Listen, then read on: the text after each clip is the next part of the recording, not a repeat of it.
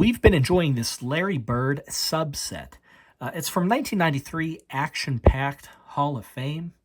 It's just two more cards. I want to finish it up. Today we're adding the fourth card.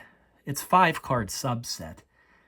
This card, it's the weakest of the subset in terms of having a clear theme. Now, you can watch videos of the other cards. We have them all up to this point. The first card, number 17, it was clearly just a point-by-point career overview. That's what that card was. Really necessary.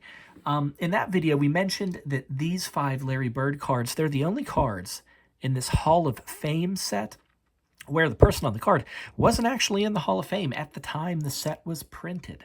So that's really interesting. The second card, it focused on Bird's college years, and only college.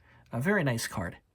Then the third card, although it briefly mentioned his rookie year, that card was all about Larry Bird's historic 3 MVPs in a row.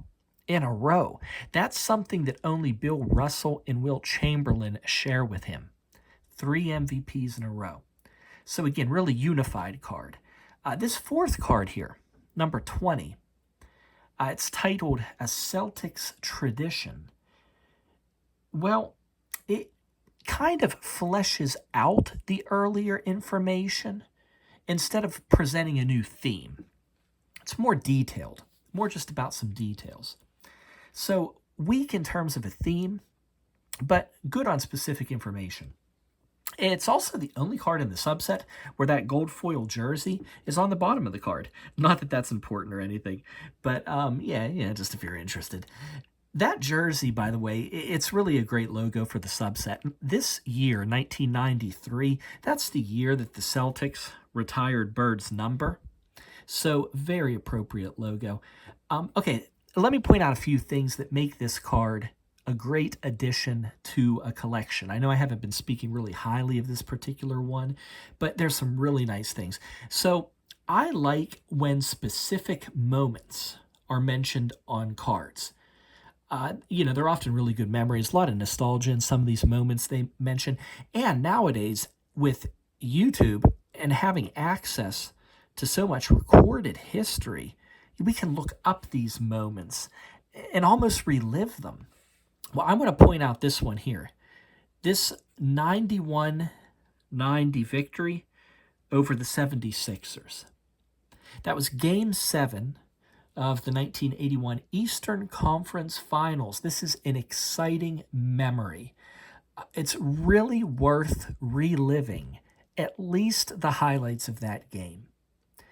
You have Larry Bird finishing strong right before the last minute of the game. That's when the Celtics got those 91 points. He wasn't really even feeling or playing his best that game, but he really finished the game strong. And you get a brawl that almost started at the end of the third quarter. Things were really heating up. So what I'm going to do, I'm going to put a link in the description for you to what I think are the best highlights. I mean, it's highlights, but you're still going to get a lot of the game in there without watching the full game.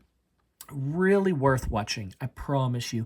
If anything, you're going to be reminded just how physical basketball was in the 80s.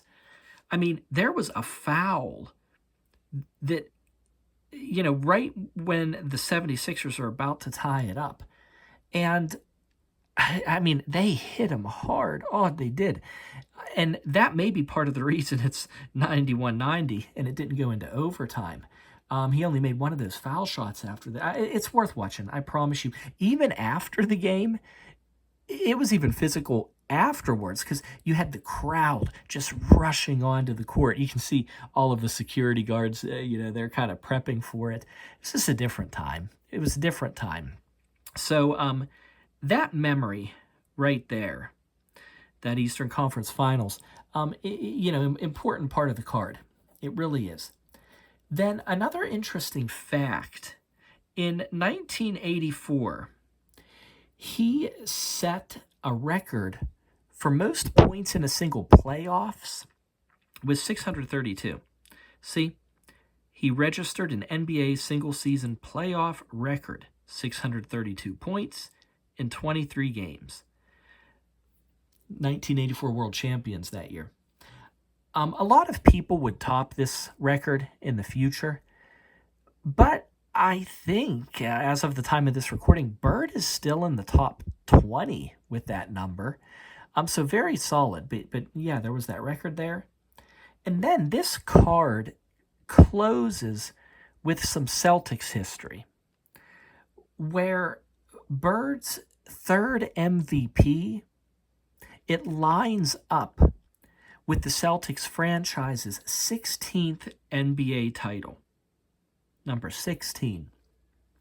That's where they're getting the Celtics tradition there. It's a tradition of winning the championship is what it is. But yeah, 16. Unbelievable. So overall, this card is a bit all over the place with info, but it's still good info. You can't argue that. So, hey, take a look at that game in the description. Relax, relive some NBA history. I hope you enjoyed kind of a brief look at this card, and I'm sure we're going to complete this particular subset soon. We'll talk about that fifth card and finish this up pretty quickly. If you don't mind, subscribe and collect with us at Catalog Clutter. It's just something a bit different from your usual videos where, you're enjoying really expensive cards or PSA 10s or box breaks. See, on this channel, we're just building sets of cards, one card at a time, just enjoying and studying each one of them, no matter how common they might be. We'll talk to you later. Bye-bye.